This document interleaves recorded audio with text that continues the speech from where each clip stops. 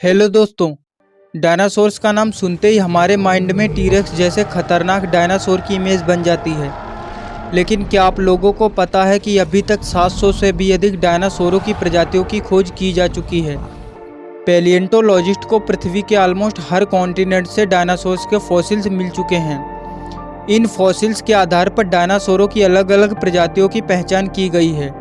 आज के वीडियो में हम आप लोगों को डायनासोरों की 5 ऐसी प्रजातियों के बारे में बताएंगे जिनका पृथ्वी की हर एक कंडीशन में डोमिनेशन था।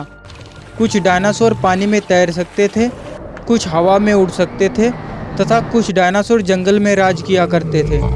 सो चलिए शुरू करते हैं आज के इस इंटरेस्टिंग सफ़र को। Number 5, ankylosaurus.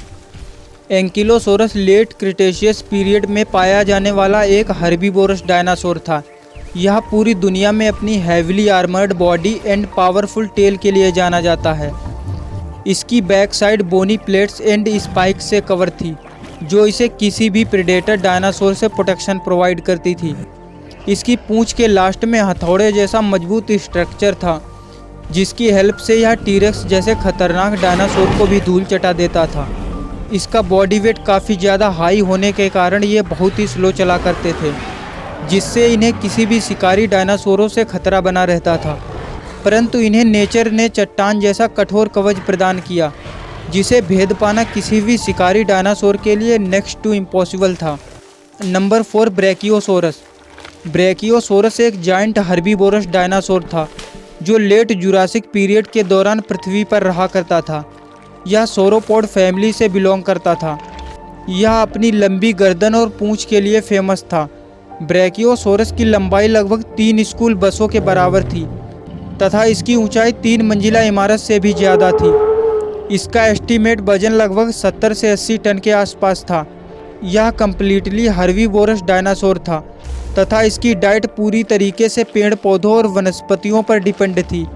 ब्रैकियोसोरस का पहला फॉसिल्स अमेरिका के कोलोराडो शहर से 19th सेंचुरी में डिस्कवर किया गया था। नंबर 3, टेरानोडॉन। टेरानोडॉन लेट क्रिटेशियस पीरियड के अंत में पाया जाने वाला एक पक्षी डायनासोर था। इसके पंख 3 मीटर से 7 मीटर तक फैल सकते थे तथा यह काफ़ी दूर तक उड़ने में सक्षम था। इसकी डाइट मुख्यतः समुद्री मछलियों पर डिपेंड थी तथा यह साफ पानी में अपने शिकार की तलाश करता था। कहा जाता है कि पृथ्वी पर एस्टेरॉयड इम्पैक्ट से अगर कोई डायनासोर जिंदा बच निकला तो वे यही उड़ने वाले डायनासोर थे। बाद में आसमान से आग के गोले बरसने लगे, जिससे इन डायनासोरों का भी अंत हो गया। परंतु कहा जाता है कि उस एस्टेरॉयड इम्पैक्ट से कुछ उड़ने वाले डायनासोर बच निकले, जिन्होंने बाद में अपने आप को मॉडर्न वर्ल्ड्स में इन्वॉल्व कर लिया। आज पाए जाने वाले चिकन को इन डायनासोरों का सबसे करीबी रिश्तेदार माना जाता है। Number 2, mosasaurus. Mosasaurus large marine reptile dinosaur थे, जो लेट क्रिटेशियस पीरियड के दौरान ओशियंस में पाए जाते थे। यह 18 फीट से भी अधिक लंबे होते थे तथा मोसासोरस का जबड़ा काफ़ी बड़ा तथा पावरफुल होता था। इसके दांत बहुत ही नुकीले होते थे। इसकी बाइट फोर्स इतनी ज़्यादा पावरफुल होती थी जिससे यह किसी भी जीव को टुकड़ों में काट सकते थे।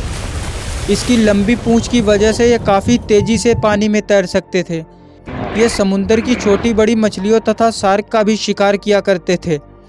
मोसासोरस का फर्स्ट फॉसिल्स 18th सेंचुरी में नीदरलैंड से डिस्कवर किया गया था। Number 1, Tyrannosaurus rex. Tyrannosaurus rex पूरी दुनिया में टीरेक्स के नाम से फेमस है। टीरेक्स लेट क्रिटेशियस पीरियड के दौरान पाया जाने वाला एक कार्निवोरस डायनासोर था। टीरेक्स के फर्स्ट फॉसिल्स की खोज फेमस पैलिएंटोलॉजिस्ट बर्नम ब्राउन ने 1902 में अमेरिका के मोटाना के हेल क्रीक फॉर्मेशन में की थी। इसकी लंबाई लगभग 40 फीट तथा इसकी ऊंचाई 15 से 20 फीट के आसपास थी। इसका एस्टीमेट वजन लगभग 8 से 9 टन के करीब था। टीरेक्स का जबड़ा बहुत ही पावरफुल होता था।